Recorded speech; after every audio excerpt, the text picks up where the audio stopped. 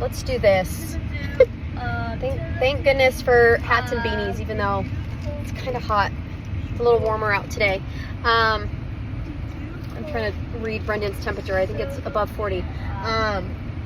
I want to cover, just share some thoughts, share our experience as we are venturing off into the world of cheer, adaptive cheer. Couple things, guys. Just because it's labeled adaptive doesn't necessarily mean that you're going to be able to show up and they know how to support your child. So I think expectations are really, really important, especially if it's a new sport or your first time or things like that. Is just keep in mind, I mean, ask Brendan. We have signed Kaelyn up for a lot of different activities over the years. He's wearing all sorts of swag. Are you an influencer now? Gets to go through a lot of trainings for work. But how can you count on both hands how many times you've had to build a piece of equipment for Kaelyn to participate? Oh, it's going to take up both hands. Right. So with that being said, it's not necessarily like, oh, go in with super low expectations, but there's a learning curve.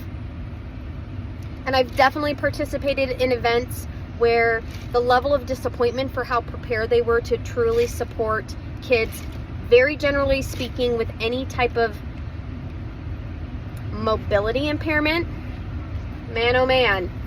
Even in the state of Colorado, where we do a lot of things really, really great, and we get to brag about all the resources and all the things that our kids get, Special Olympics is very, very big and very active out here at a lot of different age levels, which, again, love that, because let's not wait for our kids to be young adults to get them and keep them active. So anyone that had ever grown up playing sports, I think that there's probably some science behind it. I'm sure I'm not going to make up statistics. I'm also not going to Google them, but there's a lot of benefits.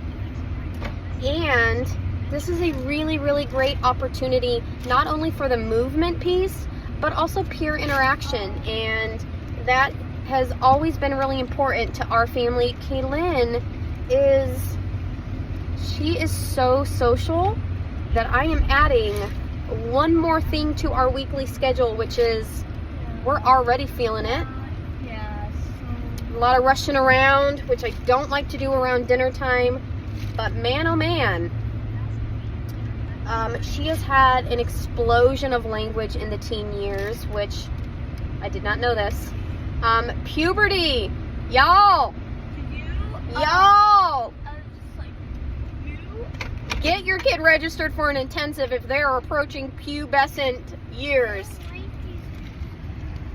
And hey, I brought snacks, don't worry about it. I got a whole bag full of snacks.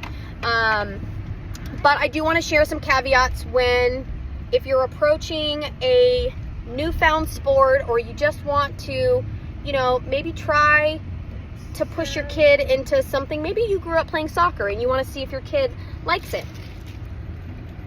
I don't want to say go in with really low expectations, but you are going to find yourself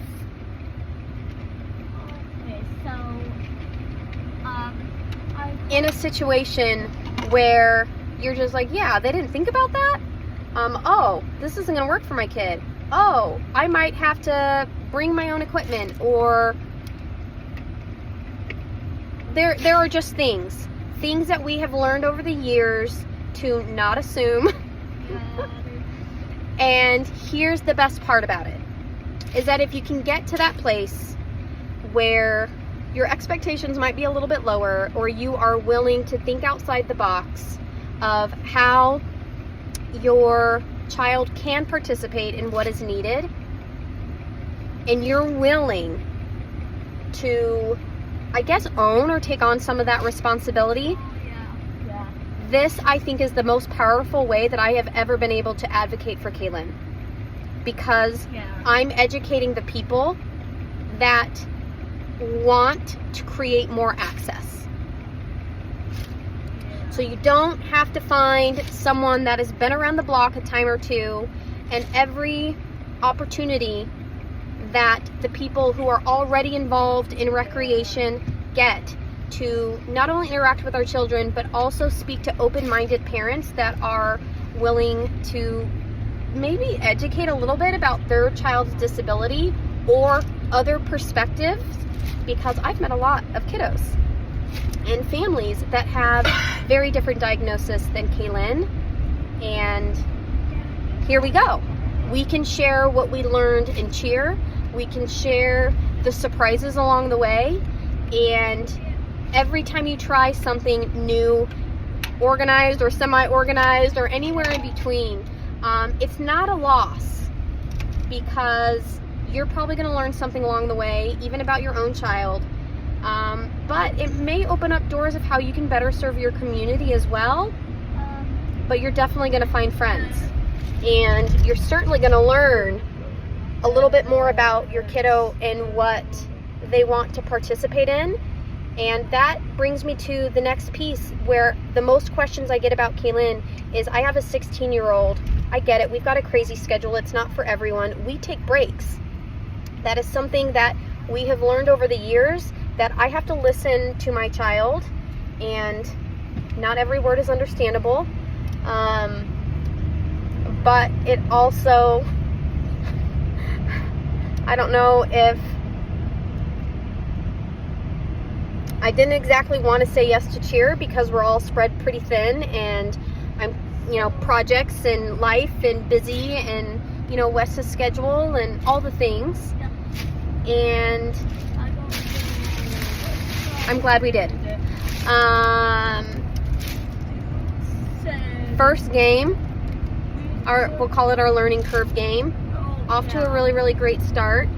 And again, I went in with much lower expectations. I got to take Poms home so that and again, this is not exactly where we're going to land, but we're adapting so that Kaelyn doesn't spend the entire game throwing them.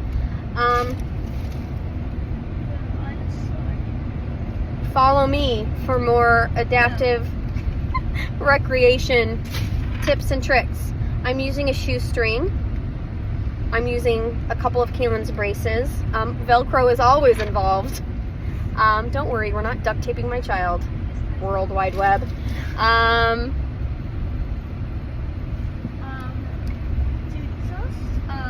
But for cheer, and for my child,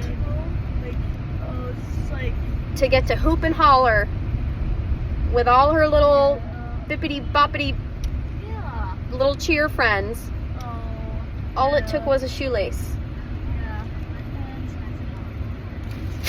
But so why the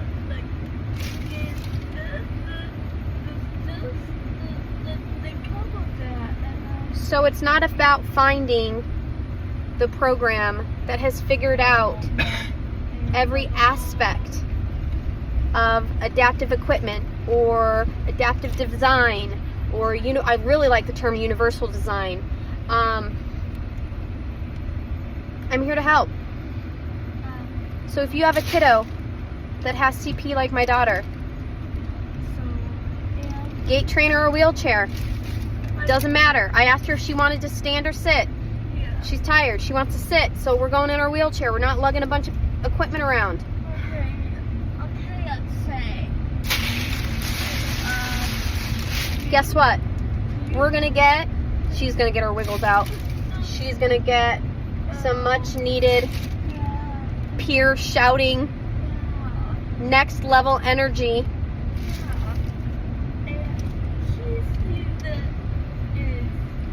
And all we needed